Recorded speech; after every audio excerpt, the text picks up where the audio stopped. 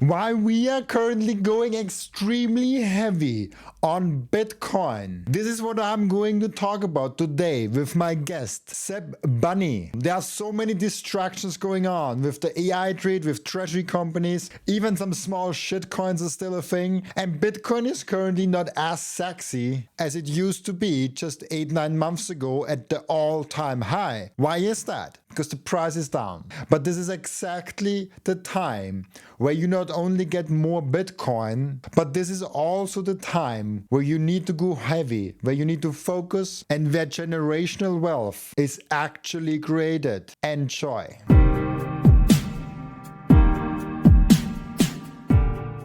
I always get excited when I invest in something that I like and it drops. I don't know. I'm wired weird in that way. It started already before Bitcoin with Tesla. So I don't know. I kind of like that feeling. It's like, oh, it gets cheaper. Nice. I get more sats.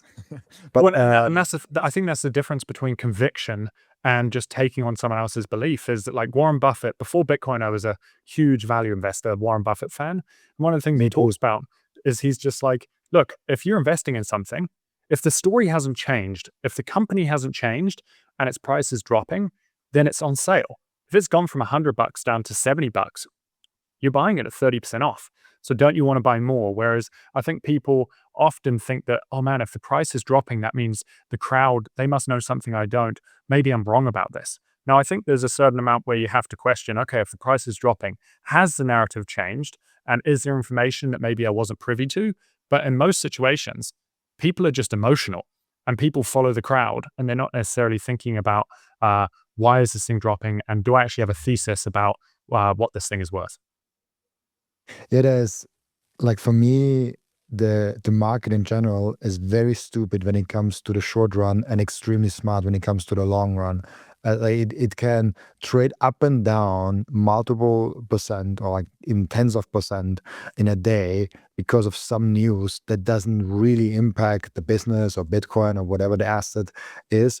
Because I think that's general, like not only about Bitcoin, but in the long run, it will find the best possible product, the best possible company, best possible asset, the best possible place for your money. And there's no hiding from the market making a smart decision in the long run. The question now is, what is long run? What is short run? Is long run 5 years? Is the long run 50 years? Is the long run 100 years? I think it depends on, are we talking about a stock? Are we talking about Bitcoin? Are we talking about like a bigger asset? But I'm very confident that the market in the long run is very smart, and in the short run can be very stupid and emotional, but it can also be smart. Oh man, like you and me both. I wholeheartedly agree. And again, it goes back to like Warren Buffett. I think he says, like in the short term, the market is a voting machine. In the long term, it is a weighing machine. And so it's just like in the short term, you're always going to get people that essentially are just voting, whether it's speculation, whether it's following the crowd, the herd. People don't like to go against the grain. And so I think you're always going to get these emotional fluctuations. But in the long term, it's a weighing machine. It's going to tell you the weight or the value of something. And I think that when I think about Bitcoin, in the short term, unfortunately, a lot of people read and follow just mainstream media. And so they kind of only understand the world through the lens of the kind of the MSM and their ability to kind of tell their story. And Bitcoin, it's detrimental in many ways to the existing structure, as people have spoken about at length on this podcast. And so it's just like, naturally, you're going to get a skewed perspective on it. And so it never ceases to amaze me how, like the other night, I was over at a good friend of mine and her parents were over and they're kind of baby boomers. They're probably late 60s. And we're speaking to them about kind of the world, economics, politics. And then my friend was like, oh, Seb wrote a book. And of course, they're like, what's the book on? And I was just like, oh, some Bitcoin and the impact of like money on society and how we show up. And there's like, I don't want to talk about Bitcoin. Bitcoin's a scam. And you're just like, okay, sounds great. We don't have to we don't have to talk about that subject. I recently met an old friend of mine, and he came up to me and said like, oh, like it's gonna Bitcoin rebound, and I really did not want to talk about Bitcoin with him, and I was like, no, I'm just riding the wave till it dies. 100%. And that's where, for me as well, I think that going back to kind of the topic we were talking about at the start, there's a part of me that also feels like when we push something, we will have people, especially in our kind of immediate sphere, that buy Bitcoin because of what we've said, not because they've built conviction. And that's a really hard place to be in. And one of my good friends, and when was it what is it, BlockFi collapsed? BlockFi, I think, was it 2022 maybe? I think it may have been 2022 when BlockFi collapsed. And I had actually in 2020, 2021, I had Bitcoin, some Bitcoin in BlockFi because the interest rates at the time were like 5, 6%. With you could have unlimited Bitcoin in these accounts generating 5, 6%. And from what I had kind of dug into, it seemed relatively safe. And then all of a sudden it started to go down from 5, 6% to 4% to 3% to 2%. And then it went from you could have unlimited Bitcoin to 1 Bitcoin to half a Bitcoin to like 0.25 Bitcoin generating that. And I was like, this doesn't look good. It seems like they're not able to cover the liabilities. And so I pulled my money out of there. What I hadn't recognized is that one of my friends had followed me into that kind of exchange, and they still had all of their Bitcoin in there. That I wouldn't classify them as Bitcoiners. They're just individuals that are simply existing, trying to put aside some of their money into Bitcoin. And it just made me feel really sad because when BlockFi collapsed, he gives me a call and was just like, "Hey, so I assume that I'm going to be able to withdraw my money from BlockFi, and you have to tell your friend that money's gone." And luckily, he was able to get some of it back. But I think that one of the challenges about being the friend who's into Bitcoin is that we're going to get people follow into Bitcoin without building that conviction themselves. I lost money in Celsius, and to this day, it bugs me.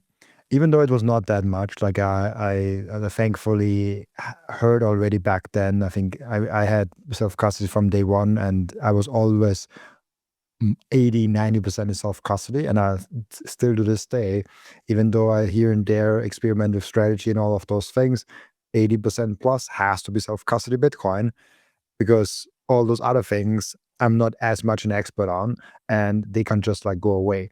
So thankfully I didn't lose a lot, but it just bugged me because this I believe this Alex guy, Alex, I think Mashinsky or something like that. Yeah, I listened to him. I was like, it he's great. Like he's doing good. Like I believed him, and it bugs me till today. Then I'm like, I was I was not smart enough to look behind those things. Now, obviously, like with those things you learn, and now like you are a little bit more like sensible for those kind of things. But I also invested, of course, in shit coins. I invested in Ethereum, all of those things. Like we make our mistakes, and it humbles us. And I think it's a great life lesson because I've lost a good amount, a good chunk of money with those things. But it just I think it's not good. Like it bugs you individually here and there a bit, and even worse is if friends follow you into that, and you might even recover a bit, and you did it sensible. You only did like I don't know 1%, 5% of your portfolio. You cover your losses, and I got a good amount of those Bitcoin back actually. So like my loss was actually minimal. It was more like my mental thing that it bugs me that I fell for that. But there are other ones that like fell into that a lot more because they're like, oh, they got greedy, and all of a sudden, like most of the Bitcoin were there, and like the interest rate and like the borrowing against it, like it was so nice, a good interface, and then it's gone, and you're like, oh shit, you just got rocked. You know, I think that more than anything, though, we've got to have grace for ourselves because I think that those experiences teach us lessons. And in hindsight, it's always so obvious. But to be honest, like most people, when they come into Bitcoin, and I think it's changing now a little bit because I think that one, the altcoin space massively underperformed in this last cycle. And I think there's a lot more Bitcoin education. But I think that going back, like one halving, two halvings, a lot of people came in through crypto and then managed to find the signal that is Bitcoin. And I think that it was only going through that journey, making those losses, recognizing that a lot of these things, there isn't necessarily value, and we've kind of been sold something which it is not. So I think that it's challenging because we can always beat ourselves up, but I think that as long as we are able to recognize that we were doing the best we could with the information we had, I think that's all we can really ask of ourselves. And I also think that naturally, and this is kind of maybe something that I think about in terms of how the world changes, is we should always be experimenting and tinkering and being willing to try new ideas and think about things. And so putting aside maybe a small portion of your portfolio to go and invest in, I don't know, maybe it's to put it into Strike, maybe it's to go and put it into other little Bitcoin ventures endeavors, knowing that, you know what, it's most likely going to go to zero, or I could potentially lose that money. It's fine to play around in these things as long as a large portion of our holdings are in self-custody and something that we feel confident and secure about. Because I do think that a lot of us get caught up in the idea that, you know what, there's going to be other ventures that are going to hugely outperform Bitcoin. So I'm going to put 80% of my holdings into that thing. Then it goes to zero and you basically just got to start again. That would be frustrating. Is there, I mean, it's a hard question to ask, but is there like at Celsius, FTX, BlockFi that you think people should be cautious of in Bitcoin Space 2006? Something like where you like play with it if you want, but don't put too much into that? I think anything that Michael Saylor is doing, like to me personally, I'm just of the opinion that where we are in the world with like the Iran war, we've got the Ukraine war, we've got kind of like just the instability, we've got the skyrocketing interest rates. We're seeing a lot of global instability right now. And Bitcoin is designed for these times. And so I think that we're going to see something like gradually, then suddenly, where society feels stable, and then all of a sudden it's not stable. And anything Michael Saylor is doing is not Bitcoin. It is you're holding a centralized token of sorts. And if we see a decimation of the financial market, you're probably not going to get your money back.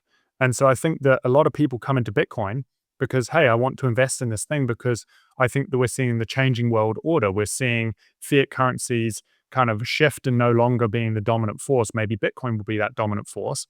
And then they go and invest all their money in Michael Saylor and strategy.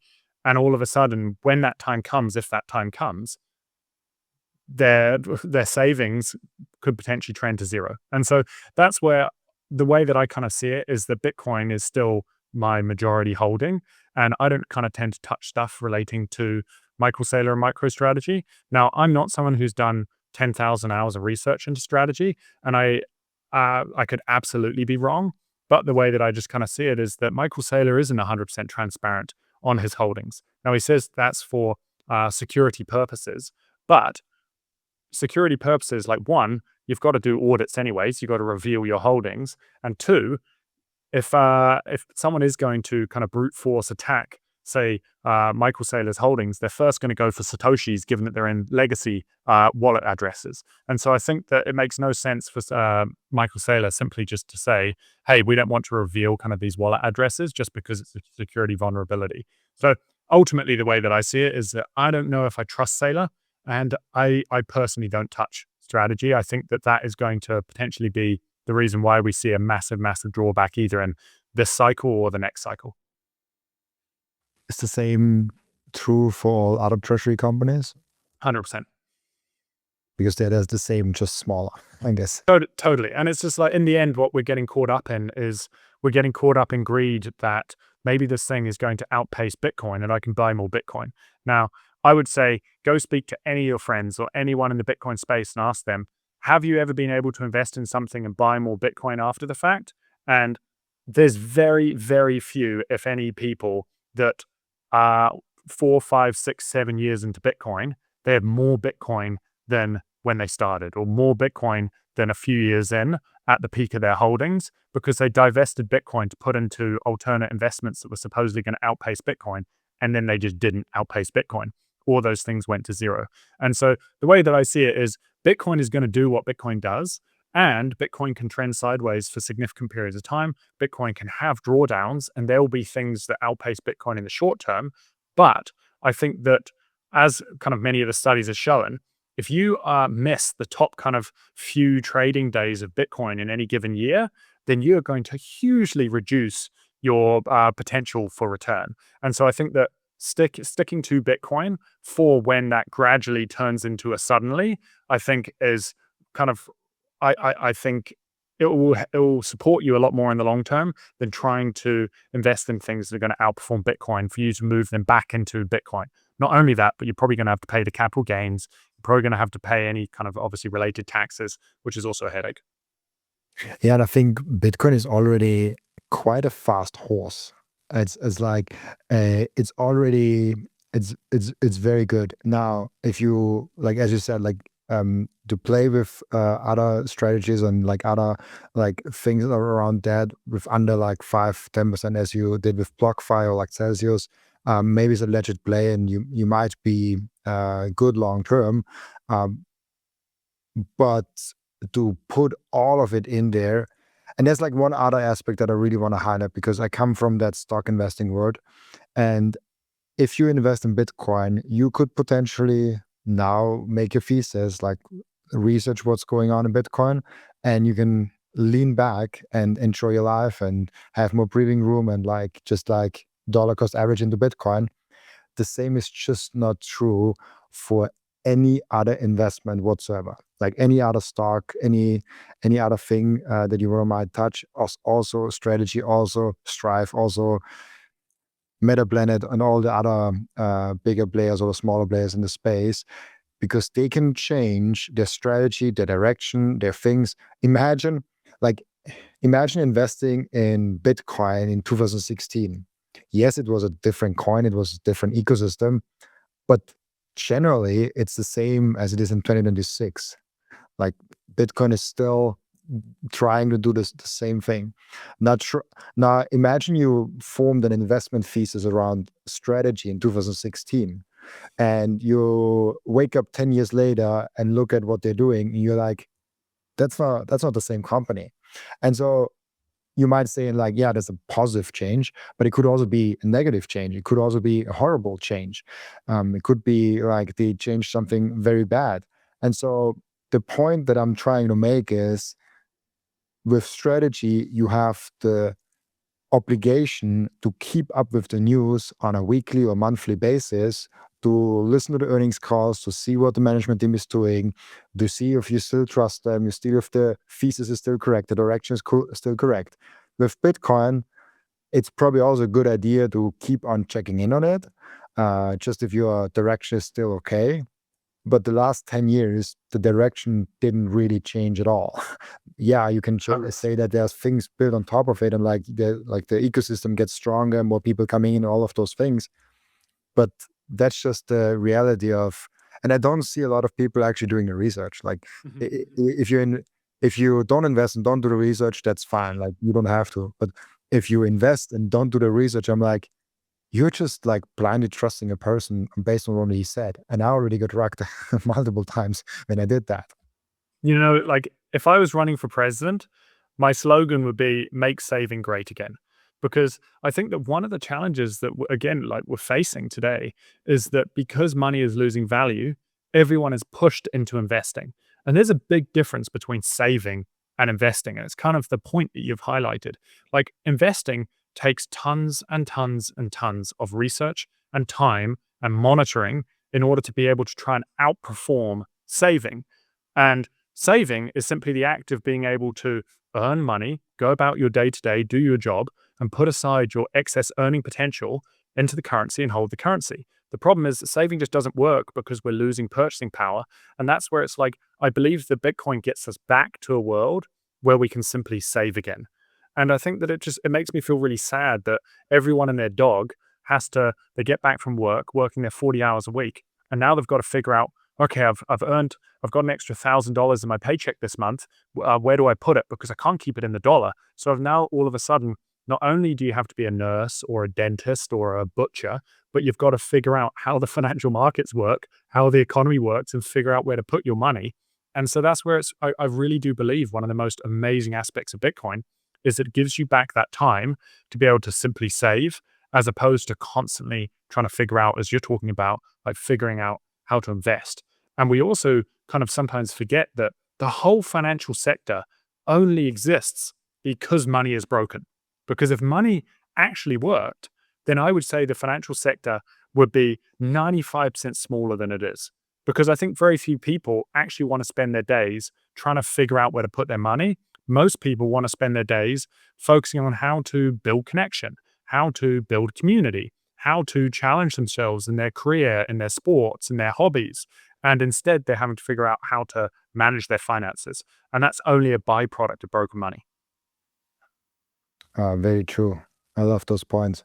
And because people really need to realize, I mean, like you can outperform Bitcoin. For example, if you start a business and you put some of your capital in your own business, you might actually outperform Bitcoin because you put some savings into your own venture, and the venture grows, and it's an income for you and all of those things.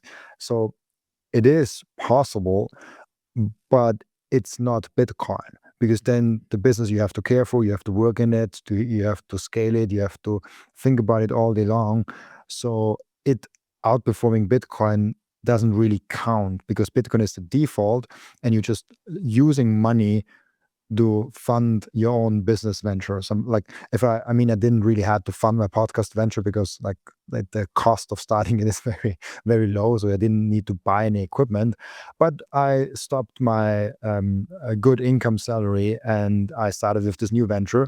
And now it's giving me more economic energy than the previous venture did at the end of it.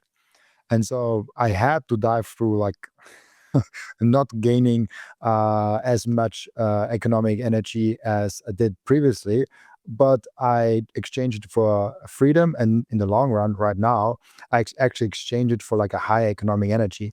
Now, someone actually asked me a couple of weeks ago on a live stream, would you have had more Bitcoin now if you stayed in your fiat shop? Like 100%. Would have had now more Bitcoin. Hopefully, long term, I can outperform that. Maybe, I don't know. So even for me personally, it was very hard to like outperform Bitcoin in a sense. But the only real investment I think is possible to outperform Bitcoin is an investment in yourself, in your education, in your skill sets, in your experience, in your own business, because it might scale, but it might also just completely bust, because it's like very hard to have a successful business. And so, I don't know, comparing strategy and Bitcoin is a little bit like comparing a horse to a car. It's just like two different things, like a very different things. Just because both move you forward, it doesn't mean they are comparable, like in whatsoever. It's a like, why would you even start to compare them? Like, the one is a saving, the other one is a company. So like, yeah, it's a hard thing, and I choose to stay mostly in savings. And, I think we also forget that I think it was Einstein that said compounding is the eighth wonder of the world. And we forget about just how powerful and impacting compounding can be. And like Warren Buffett, he kind of averaged, I think it was something like 15% returns across his lifetime. And 15% returns. And for a long period, he was the wealthiest person in the world. And so we forget about that. And so when it comes to Bitcoin, we're kind of chase 20, 30, 40, 50. Oh, I want 60, 100% returns. And it's just like, okay, yes, you may be able, there'll be years where it goes up 100%, maybe even more. But if we're anywhere north of 15% and you're able to maintain that long term, it's going to make such a meaningful difference in your life. Such a meaningful difference because it's already massively outperforming the market. And I think we're also, again, forgetting that when you look at a lot of these indices of active fund managers, hedge funds, it's something like 90% or 95% of hedge funds underperform the S&P 500. So we're talking about the smartest minds in the world, the people that have been to Harvard, the people that have been for Stanford, Oxford, Cambridge, people that have studied economics and supposedly understand the market like no one else. They're working for these hedge funds, earning $500,000 a year, and they're still underperforming simply just buying the S&P 500. And so I think that as an individual, do we have the capacity to kind of have an edge? Yes, some people will, but I think that it's a lot harder than the kind of the market lets on. And that's where instead of trying to kind of spread your risk, diversify, as again, Warren Buffett would say, put all your eggs in one basket, try and understand this thing intimately. And that thing for me and for you is Bitcoin. You know what I mean? Like try and understand this thing intimately. And I think that this is the first time we've got something that we have an edge as individuals simply because the large money hasn't necessarily entered the space where it is entering the space now. No matter if you already have self-custody or still have your Bitcoin on exchange, your generational wealth that you have in Bitcoin could be completely at risk. And that's why I highly recommend to you to give the Bitcoin Way a 30-minute free consultation call to check how secure your custody setup really is and what you can still improve. So head over to thebitcoinway.com/Robin. Again, that's the bitcoinway.com/Robin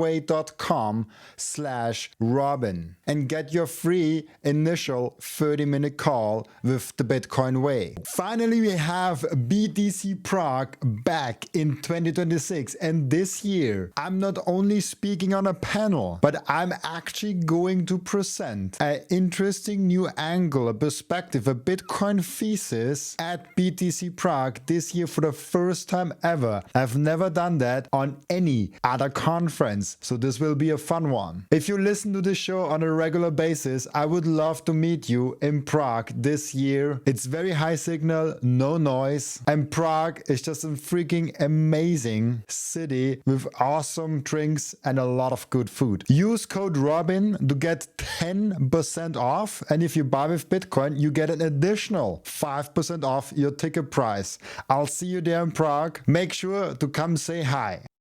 I just wanted to show it because it's an amazing point of like accumulating wealth. And I think Warren Buffett is an amazing example because he is that old and you can actually see it above his whole life, how it accumulates with like starting with 14, with 5 grand, and like at age 30 with 1 million. And you like, it's barely visible till like age 56 how his net worth grew. Even like it was like a very substantial net worth already at age 56 or at age, what is it, 52. But the exponential growth and the exponential power of just accumulating a few percent every year, like 10, 15, 20%. And I think Bitcoin has, it's always hard to say what Bitcoin will do the next 10 years, but I think between 20 and 30% is a realistic kind of like guessing range for the next 10 years. And so this is a massive accumulative power for Bitcoin. And I think he might be an interesting example to look at, like how it actually accumulates the net worth long term. Absolutely. And I love your barely visible. At 52, he's only got a casual $376 million.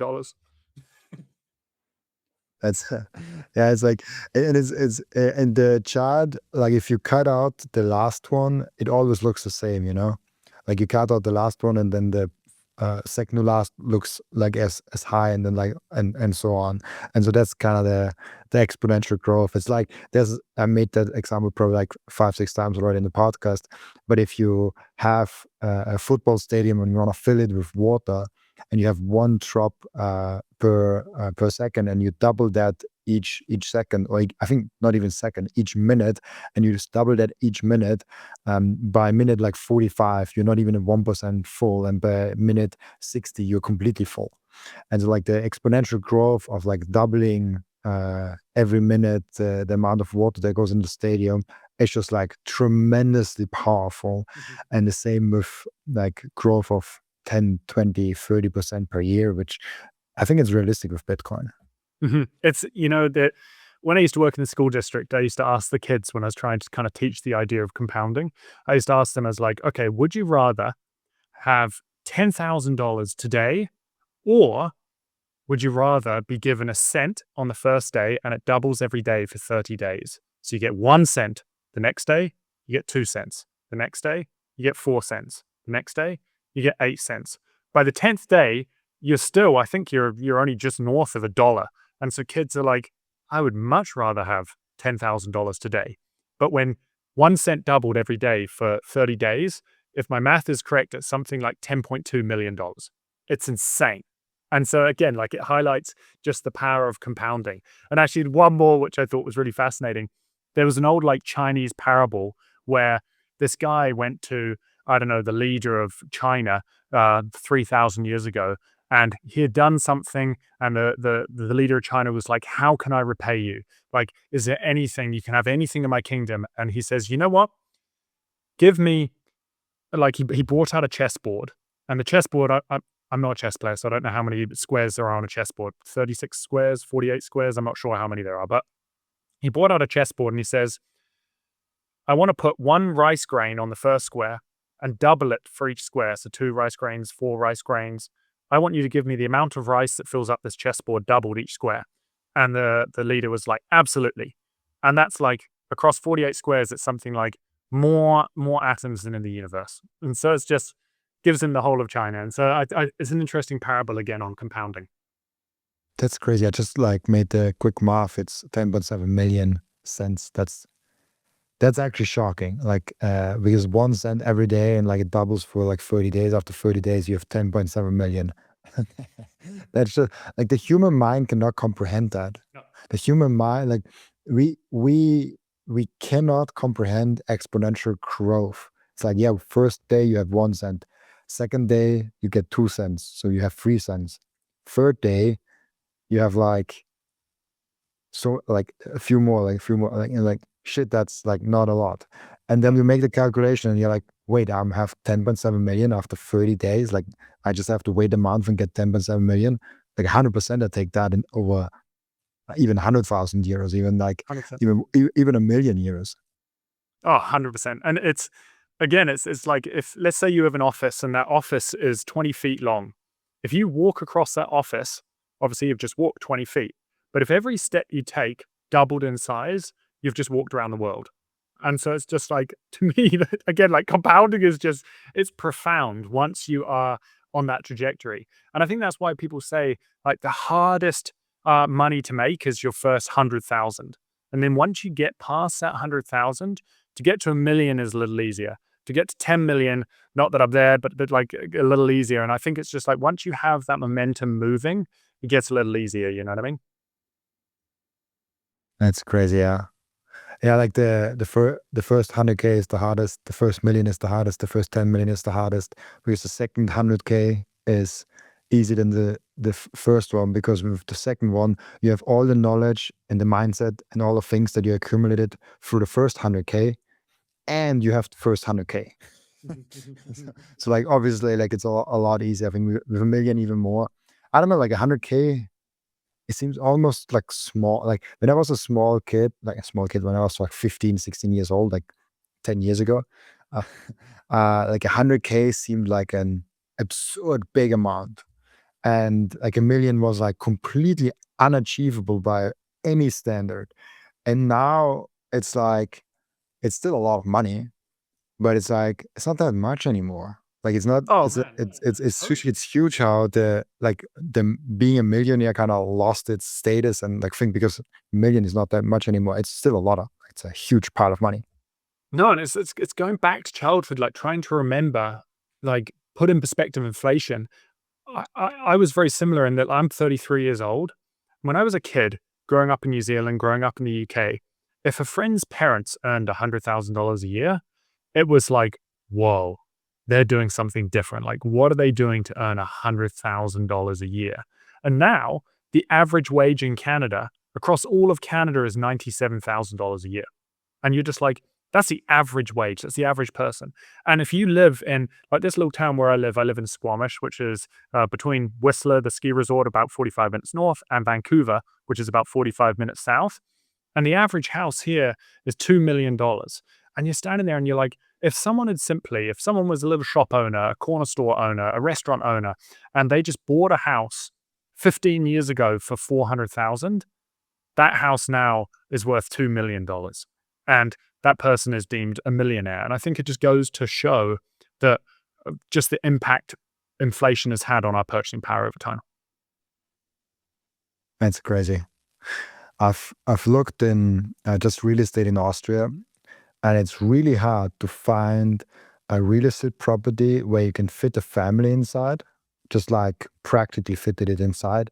I mean, obviously you could fit a family in any room, but like actually like living in there, it's very hard to find one under a million. Like it's very hard to find space for like 4 people, in a half house or like house or like in a bigger apartment under $1 million. And I'm like, oh, so most households, at least in Austria, have to be, at least on paper, almost a millionaire to like even to afford living, because otherwise, how the heck are people surviving? Like this, it's such a such a weird world that we're living in, with like the prices are inflated, and yeah, the world's Oh kind man, of like off and down.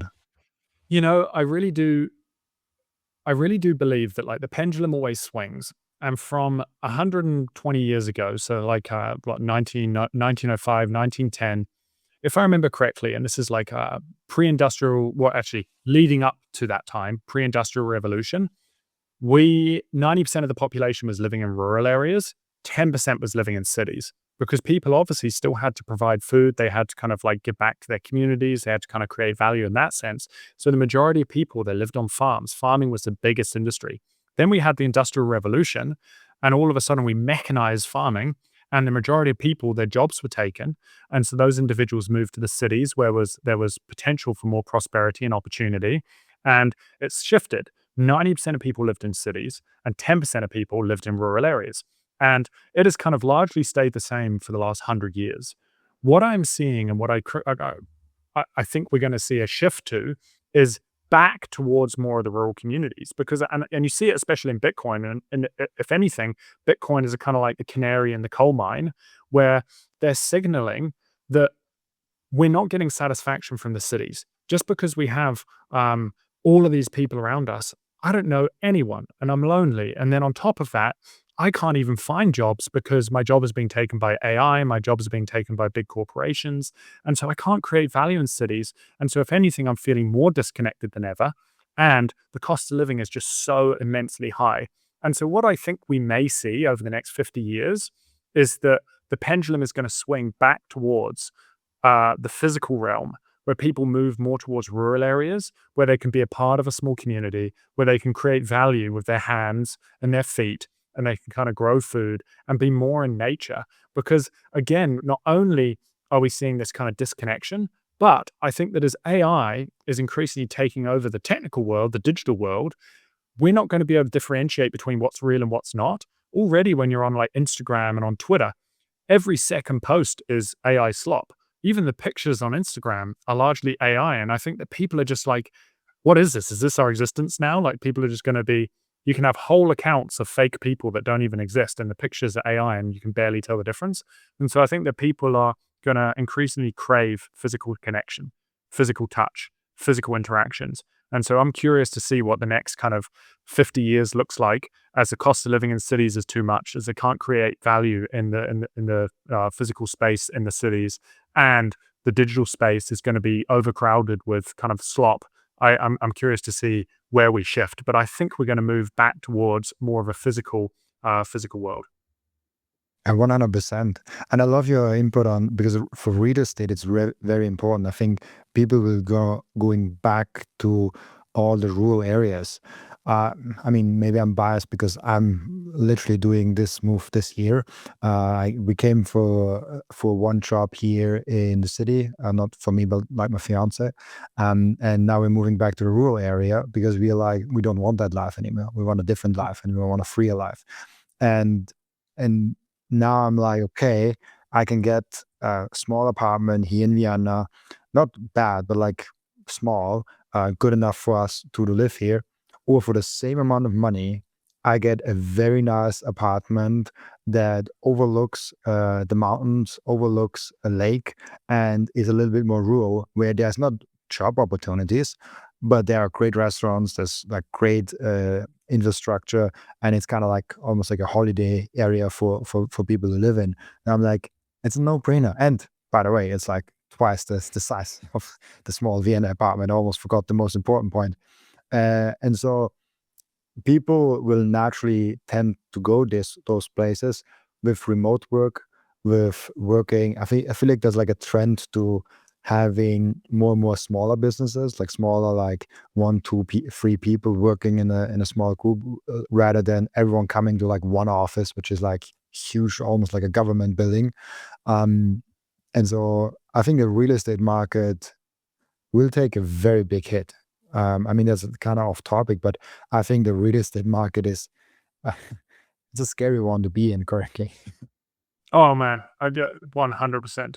And no, and I think as well, like what we're seeing is that as we're no longer able to compete in the digital space, I think people again are going to look to how do I create value? And if we can't, let's say you're a writer and all of a sudden AI is just spitting out marketing material way quicker than you can ever write material. Or let's say you're a developer and the coding gets so good that you're basically redundant. Or you're any specialist. You could even be a radiologist that looks at x-rays and now they're feeding millions of x-rays into an algorithm.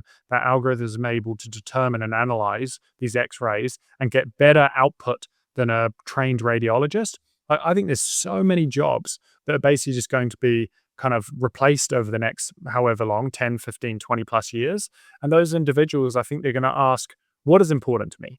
And I think that answer is going to be, I want to be involved in my community. I want to feel like I'm creating value. And I think that we're going to go more towards these physical jobs where people are going to, whether it's start a little coffee store, whether it's have a little Airbnb, whether it's create an experience in nature, whether it is kind of just be involved in the like physical creation of stuff, whether it's goods or services. And so I'm curious to see what the next kind of 20 to 50 years looks like, because I think we're going to see a shift back. And to your point, like you said, oh, well, I'm a Bitcoiner, maybe I'm different. But I do think that Bitcoin is in many ways are the canary in the coal mine. And I think that when you look at Bitcoiners from a psychological lens, most people have probably seen that study where they look at the Myers-Briggs or the 16 personalities of the world in comparison to Bitcoiners. And what you notice is INFJ, which is the rarest personality type in kind of the average cohort of people globally, is one of the most popular cohorts of Bitcoiners. And the traits of INFJ are that they're willing to go against the grain and listen to what they need as opposed to conform and try and fit in. And so that's what I just find is really, really interesting, is I think Bitcoiners are willing to listen to what they think they need and go and do that thing even through judgment, as opposed to just do what they think they need to do. With Microseed, you can engrave your 12 or 24 word seed phrase, the entire seed phrase, onto a 1-inch small washer. Yes, just one washer. All 24 words on that one washer. You can hide that thing everywhere. And even better, you don't need to buy a new kit every time you have to get a new wallet. You can make unlimited backups, because Microseed is not selling the washer. Microseed is selling the device that stamps the washer. So you get the full kit with the device, with the washers, with the hammer, with everything you need to get started today. And you can make with that unlimited amount of backups. Go now to microseed.io. I finally and officially mine Bitcoin. This is not just something to stack more Satoshis, but it's most importantly also to support the network. Individual miners are the ones that keep the Bitcoin network decentralized. And by the way, you get KYC free Bitcoin. That's why I use Simple Mining. I get an actual proper Bitcoin miner. They set it up for me. They repair it if it breaks down. And most importantly, they let me choose the pool and even connect my own full node. I'm completely sovereign and I'm completely in control, and I can sign up with Ocean. No account needed. I just give them a Bitcoin address and then there's mining going on. No KYC, nothing. So if you're ready to mine Bitcoin, go to simplemining.io, tell them you come from Robin, and let's mine Bitcoin together. I like that. I like that a lot. It's really interesting to think about the future world.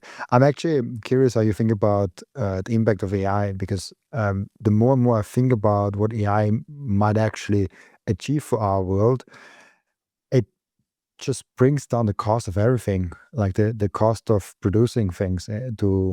I think logically, if you think about it to the end, it brings down the cost of producing something down to the cost of production. Obviously, the cost of energy. And so if you bring down the cost of producing something to the cost of energy, like what world, like, is that an abundant kind of world we're entering? It's really hard for me to understand if you think, because I'm trying to get other technologies, how they changed our lives. And the car is an interesting one, because we had the car, I think, invented in 86, I think. I recently looked it up. I could still be wrong. Benz, like from Mercedes-Benz, the thing was the first one. And it was barely able to go 16 kilometers per hour. And it was only being able to drive that for like 40 kilometers per hour. Now, interesting comparison. Recently in London, I forgot his name. A guy ran the marathon under 2 hours, 42 kilometer marathon. So he ran 21 kilometers per hour. So the first car was slower than a human currently is, and the human was able to run longer than the car was able to run, the first car. Now the car not only drives like over 500 kilometers per hour, so like the super sports cars, but they're also running for hundreds of kilometers. I think the cars are like around over 1,000 kilometers on one charge, on one fuel, whatever you have. And then in addition to that, they're driving itself. They're not even reliant on a driver or something like that. And so like I feel like we're now at that stage where we see the horse and the carriage with AI, and we're trying to predict what AI will do to the world in 140 years. And I think we all don't have any sense or any like feeling to like how powerful and like hugely exponential this technology, because like AI is not, it's not that long here for like a mass audience, for mass use case. I mean, obviously it has been here since a longer time, but yeah, is that making sense what I'm saying? Yeah. So one tangent, then I'll get back to the question. I was recently with a couple friends. One of them owns a barefoot shoe company, or he owns a store that sells barefoot shoes down in Vancouver. And we were talking about kind of like foot shape and running. And he mentioned that this guy, as you just spoke about, ran a sub 2 hour marathon. And everyone is just like, oh my God, this is incredible. This is amazing. Like humans are so, like, it's just so profound what the human body can do. And then he says, well, what we often forget is that a guy 2,000 years ago in Rome ran a 2 hour 15 marathon barefoot. And so we have in 2,000 years increased the time through all of this shoe technology.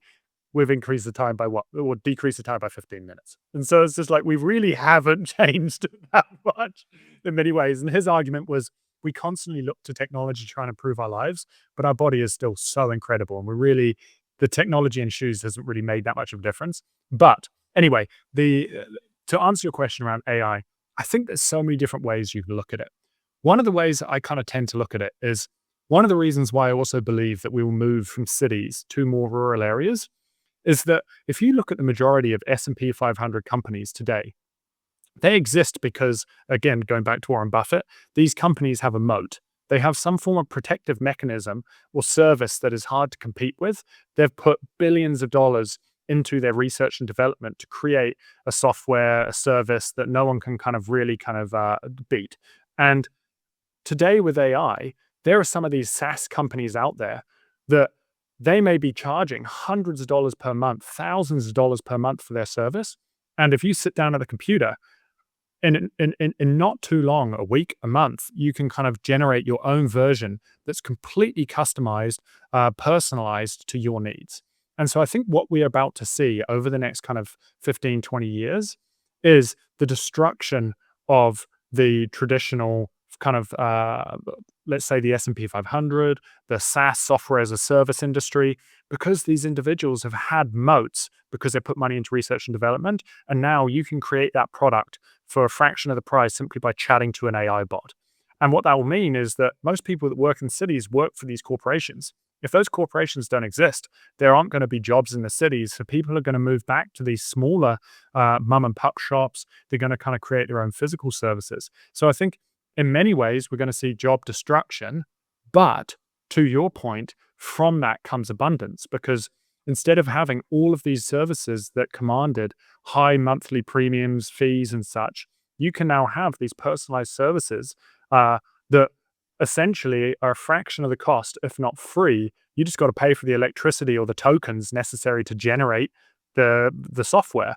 And so I think we're about to move into the age of personalized software, where we're going to be able to spin up whatever it is that we need for a fraction of what it has cost historically. So I think we are leading into the age of abundance, but maybe similar to what you're saying about kind of transitioning from the fiat world into the Bitcoin world, you've got to go through destruction first, where you took a hit to your income, you took a hit to what you were previously earning in order to be able to get back to where you are. And I think that's what we're going through. We're going to go through massive change because just the order of the world is shifting, it is changing. But I think that it's exciting in many ways and scary in many other ways. And maybe the final point I'll add is that we are phenomenal at being able to envision the destruction that new technology is going to kind of like make, the wake which is going to happen from new technology. But what we struggle sometimes to envision is the new opportunities or the new domains from that technology. There was a famous story of this guy who had made the stocking loom. And so loom being able to weave the stockings. And he went to the queen, and if I remember correctly, it would have been like, I don't know, 15th century, 16th century. And he went to the Queen of England and said, hey, I've built this thing, and I think it's going to completely revolutionize the stocking industry. And the Queen was just like, this is incredible. You will not be releasing that in our country because you would destroy the seamstress industry. And so the guy ended up dying broke. He didn't have any money. And obviously today, looms completely revolutionized the seamstress industry. They enabled us to create clothing, mass manufacture clothing. And from that, it gave us more time and energy to invest into other areas. And so I think that with the advancements in AI, with the changing landscape, not only are we going to see destruction and change, but we'll also see new opportunities that we cannot fathom right now. And every single technology that's ever come out, whether it's computers, whether it was the Industrial Revolution and mechanization, whether it's the printing press, it has created destruction in many ways, and it has created many new opportunities that we weren't able to fathom beforehand. I love that. And it's exactly like this exponential growth of technology that is so hard for humans to comprehend. I have one specific question because we wanted to talk about also the book process, and like the time flew by again way too quick. So I'll tie it back to what we just talked about. How has your book writing process changed because of AI? If I'm correct, the first book you wrote still without AI. I think that was like before that area. And now you're also writing a book, and now you have Claude, ChatGPT, like all those tools like at your disposal. How has this changed your process of writing and thinking about a book? Oh man, that is such a good question. And this is actually something I've been really, really struggling with. So this will be my third book. The first book was Beers for Bitcoin, and that came out, I think it was 2023. And then the very start of 2023. And then I kind of wrote The Hidden Cost of Money that also came out at the end of 2023. And both of those I wrote without AI. And what I found is that it is my voice because there was no other way to influence the writing. The closest thing I had was I paid for an editor to go through and edit and give feedback, but they would give feedback and then you would add context, or you would add more information, or you'd tweak this and edit this. And from there, I would naturally go through and kind of like tighten up my writing and produce the best possible result. Where I'm really, really struggling right now, writing this book, is that in many ways, and I'm almost ashamed to kind of say this, and I know that a lot of people feel very similarly, is as I've become more proficient in AI, because it's easy to go to AI and be like, okay, I've got this chapter, and I don't just say, hey, I want a chapter on this subject, and it spits me out a chapter on this subject. What I do is I go to AI and I say, okay, these are the 4 points I want to make in this chapter. This is how I want to make each of these points. This is the structure of this chapter. This is the intro idea that introduces the chapter. And then I get it to throw out a draft. And I notice that my strength is actually editing, as opposed to kind of just blurting out, kind of throwing up a whole bunch of content onto a page. I really struggle with getting the first draft down. And so I use AI to get the first draft. And then I spend hours editing and tweaking and trying to get it into like my voice, or as close to my voice as possible. Because no matter how much I use AI and try and teach it my tone, it never sounds like me. it doesn't even come close. AI has very distinctive patterns. And so what I'm noticing is that I'm really struggling to get my tone coming out of AI. But not only that, because I've now become accustomed to using AI to get content out on a page, I'm really struggling to even get the first draft down if I try to write it myself. And so as I'm becoming more and more reliant on AI, it's impacting my ability to write. It's impacting my ability to kind of get my thoughts out on paper. And I do not like that at all. And so there's a part of me that's about to give up on AI altogether and go back to just writing by hand or typing, because I feel like it's far more authentic. And I think that people pick up on it energetically. And so that's something that I've really, really struggled with. And maybe like the analogy I think of is like when cell phones came out, like I think my first cell phone, I was 13, 14. When cell phones came out, I used to be able to remember every single one of my friends' home phone numbers. And you'd be, I don't know, you want to go hang out with Timmy, you just give them a call. You know their their home phone number. And now I can't tell you I can't tell you my girlfriend's number. I can tell you my mum's number, and I can tell you my first cell phone number and my current cell phone number, but I can't tell you anyone's cell phone numbers. And what has happened is, as technology has advanced, we've put off more of our processing power onto technology, and it has meant that we're not firing those same neural pathways. And so I find that we can still ideate and think about how we want to say something in our head, but there's a big difference between thinking about how to say something in our head and constructing and tweaking sentences on a page. And when we are putting that off onto AI, as opposed to us doing it day in, day out, you lose that muscle. And so I feel like I've lost that muscle with AI in many ways, and I'm trying to get back to it, but it is so hard. And the challenge is, it's like you'll have one sentence, you're like, this isn't it, but I can't get it to where I want it to be. And then you're just like, oh, just feed it into AI and say, give me 5 different versions. And you're like, oh, this is pretty good. And then what happens is, after you've finished a whole chapter, you're kind of like, yeah, this is great, but it feels like I'm reading someone else's book. It doesn't feel like I'm reading my book. So that's what I've been really, really struggling with. And I'm curious, you've said that you're writing a book. What would you say your relationship to AI has been, and how do you think it's changed?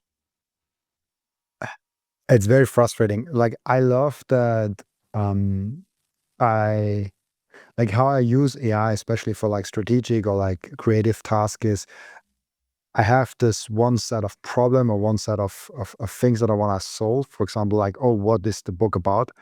And I feed it all the context, all the things that I'm already thinking about, and then I tell it, ask me all the questions that you need to ask me, no matter how many they are, in order for you to actually figure out uh, what the direction will be. And in terms of like me answering those questions, I should already kind of get an idea what I actually want. So like, it's really nice, like in prompting questions from me that I wouldn't have asked myself. I wouldn't have like thought about myself. So that has been really helpful, of like, hey, I have that thought and that structure that I want to have for that one chapter.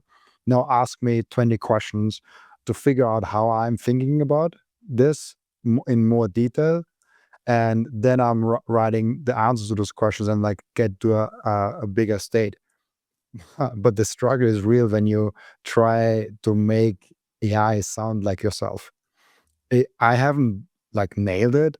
It's like very hard, but it comes closer and closer. So like what I'm doing is I'm giving it samples that from things that I've written completely myself, and then I try to mimic that. But it's still using words that I've never used. Like, for example, AI for some reason always wants to use quietly. I love the word quietly. Yeah, it's such a horrible AI word that like I don't want to see anywhere, because it's just no human ever wrote quietly in any like word or like I've never seen that before AI came around. I don't know why AI just now puts it everywhere. Now I see it on Twitter everywhere, on like my YouTube thumbnails, on like titles, like I see it everywhere, and I'm like, where this quietly word, like it's frustrating me. And so it's one of my ban lists on Claude. I was like, don't use that word, just like get it done without that word. And there's like 20, 30 other words that I'm like completely banned from using. I don't even want it to use it when it's speaking to me, or like without even noticing it. Like this phrase, like it uses it so much. Like, oh, you have built that without even noticing it. Like, how do you know that I've not noticed it? It's like such a weird phrase that it like just puts in there. But like outside of that, like it was a very pain in the ass to like figure out, okay, what are the things that I really don't like about like the AI text. And I always picked out one sentence, said it like, I don't like that because of X, Y, and Z, so ban that and do that and all of those things. But even after hours and hours of work of trying to get it just right, it still does it. It still figures out a way to sound AI-ish after me trying really hard to not do it. So I don't know. So I think AI is really good in some things, but coming back to the car example, we are judging AI a little bit like the car in, like, I don't know, 1901. Where there were not that many gas stations around, where like the roads haven't been paved, and like it was like a more clunky experience. And so I do think those tools will be a lot better in like 10, 20 years. But and they're already amazing in many regards.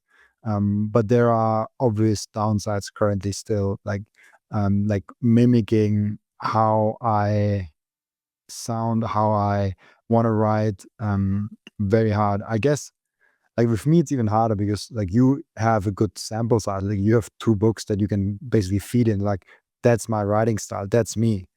And it still can't figure it out, even having such a big sample size. I don't really have a lot of writings. Have to figure out my writing style in general still. But yeah, it's I think frustrating. that's a really interesting point, which is like, what happens when kids grow up using AI? And let's say they are a writer, they are an author. Like, what is their writing style if they've never not written without AI? You know what I mean? And the other point I wanted to make is, I think it is so important to have our processes with AI, and AI can be an incredible tool, because the reality is that what's the difference between using AI and paying someone thousands of dollars to ghostwrite a book for us? You know what I mean? Like, in a sense, ghostwriting, they're going to stand there, they're going to ask you a whole bunch of questions, they're going to ask you what your opinion is on these things, how you phrase these things, they try and get a sense of your tone, and then they'll go and write the book. And then AI, in a sense, is basically just like overtaking the ghostwriting industry, because anybody is able to communicate to AI, try and get a point there, trying to get across their point, and then they're going to get an output. And so I do think that, like, when I write, similarly to you, I've kind of created like a 3-step process. The first step is kind of like the planning phase. And what I will do is I will dictate into AI, okay, these are kind of all of the points I want to make. This is kind of the rough structure that I was thinking about. Now, can you, and then in the planning phase, it pressure tests my ideas. So it says, is this what you're trying to get at? This doesn't fit in here. You're actually trying to merge 2 ideas here. Maybe this is the arc which you should try and approach. And so it helps me kind of formulate, okay, that makes sense. Because what I do notice, and this is even pre-AI, the amount of times you think you have a clean idea, and it's not until you actually try and write it down that you realize actually that argument doesn't hold water. And so many times when we're just communicating day to day, we think that, man, that's amazing, I'm going to write about that. But it's a very different process when you're actually writing. So I think pressure testing, the planning phase, is very important. Then the next phase is the writing phase, and that's trying to get the output. And the output is trying to mimic somewhat of a style which you like, or your own style and such. And then the final phase, and this is after I kind of get the writing phase done, and then I go and edit it myself, and I spend hours editing even 1,000 words. I actually realized that it takes me longer to edit 1,000 words now than it took me to write and edit 1,000 words of my own writing when I used to write pre-AI. So AI is actually taking me longer than it used to take me to write the book naturally. And then finally, I've got an editorial phase where I give the whole like chapter and I feed it into AI, and it gives me back a like docx file that has crossed out sections, like given recommendations. It's almost like, imagine an editor giving you feedback on your writing, but it's, rather than just editing it, it's telling you, hey, I'll probably change this. This seems a little repetitive. This is redundant here. And so those are kind of my 3 main phases for writing. It's kind of like the planning phase, the writing phase, the editorial phase. And I find the output I'm somewhat happy with the output, but I'm still not that happy with it. Yeah, and I think that's a good point of like AI actually demonetizing human labor to a certain degree.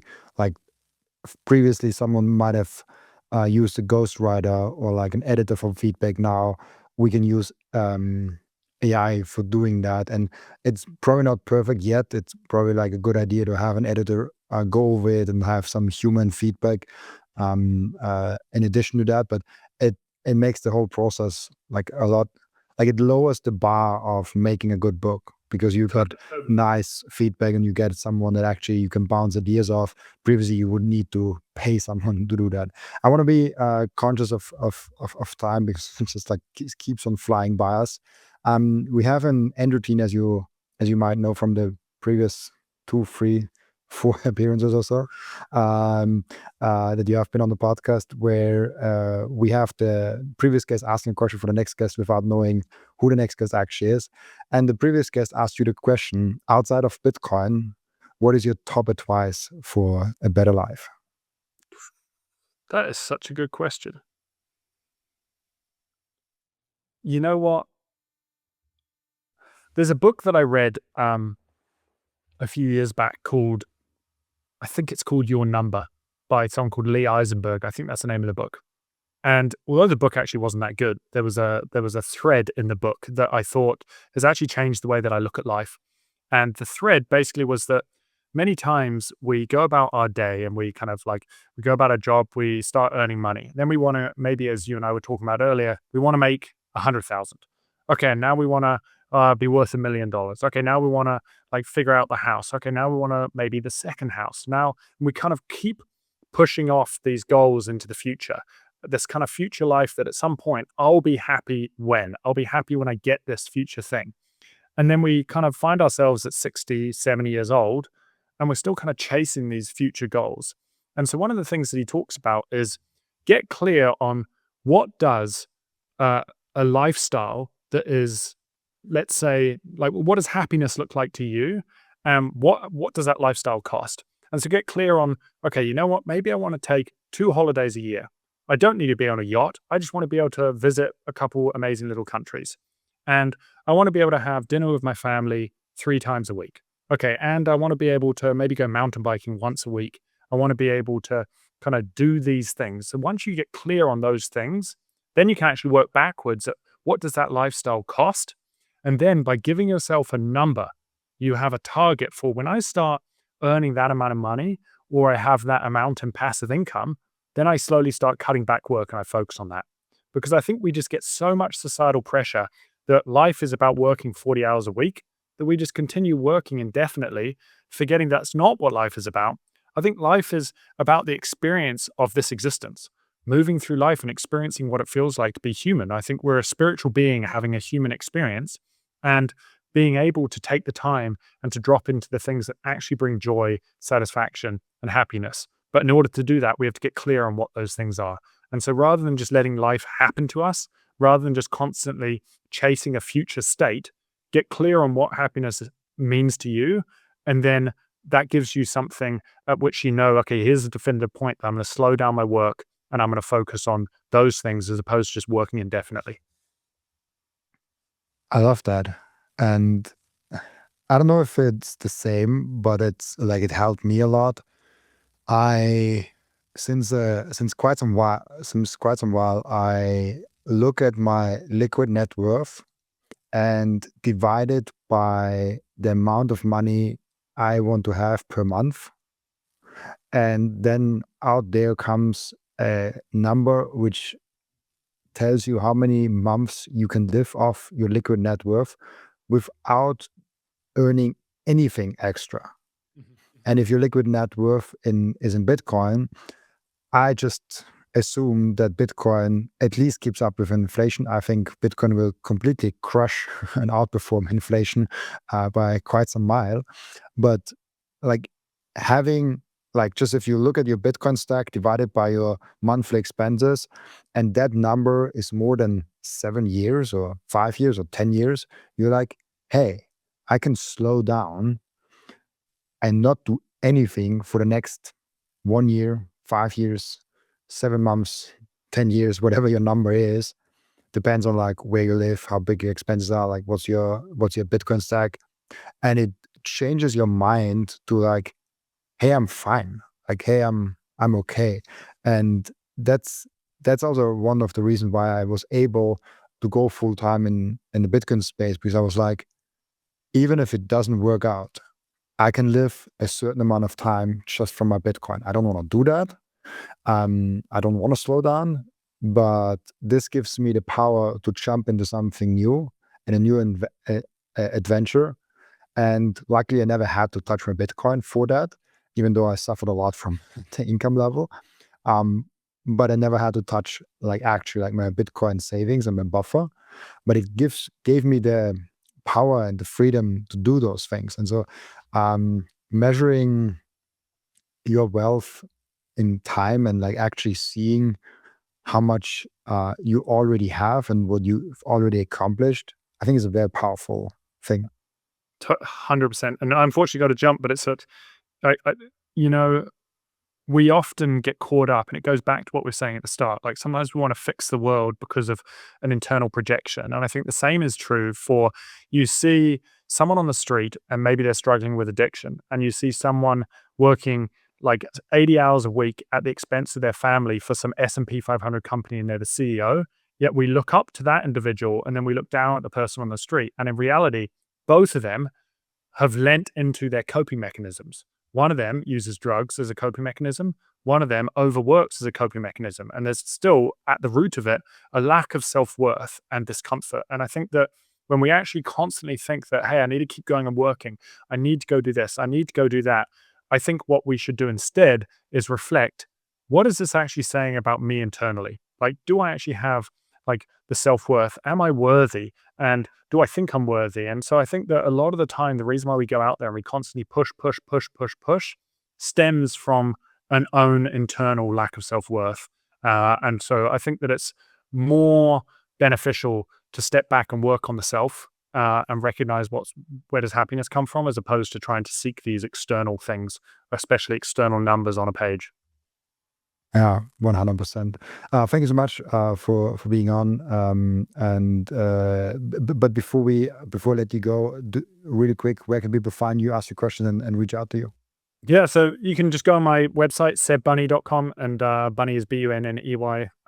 And I kind of post on a blog there intermittently when I find inspiration to write about things. I don't like to kind of post just weekly because I don't want to just put out content for the sake of putting out content. And I'm going to release a new book, hopefully by the end of this year. Not 100% sure when. I think it's going to be called On Life. And outside of that, you can find me on Twitter at Seb Bunney. That said, I have been stepping back a little more recently. And so I haven't been as public as I have been historically, but I'm still here. I've just been maybe trying to focus on the self, work on trying to show up more in my own physical world as opposed to the digital world, but I'm always here. Sounds very healthy. Thank you so much, Seb, for being on the podcast. And also thank you so much for everyone that is watching and listening, for joining us today. As always, I'll be back.